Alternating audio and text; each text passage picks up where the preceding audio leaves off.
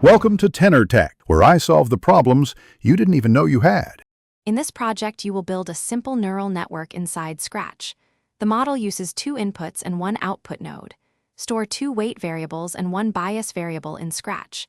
Create a learning rate variable and set it to 0. 1 initially. Use labeled examples that you create as lists for inputs and outputs. Compute predictions, measure mean squared error, and update weights iteratively until the error is below 0. 0, 1. First, initialize weights randomly between -1 and 1 and set bias to 0. Then write a loop that runs through your training examples each epoch. For each example, compute the weighted sum, apply an activation like sigmoid, and compute prediction error. Use gradient descent updates. Weight change equals learning rate times error times input.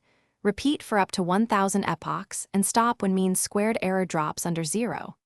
0, 1. Print or after training, test your network with new unseen input pairs and record outputs. Compare predicted outputs against expected labels and compute final mean squared error. If error is too high, reduce learning rate or increase epochs to 2,000. For more capacity, add a hidden layer with 3 neurons and initialize its weights similarly.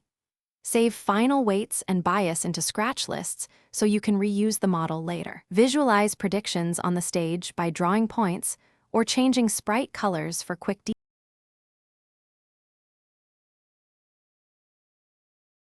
Thanks for watching. Subscribe to keep your life in tune.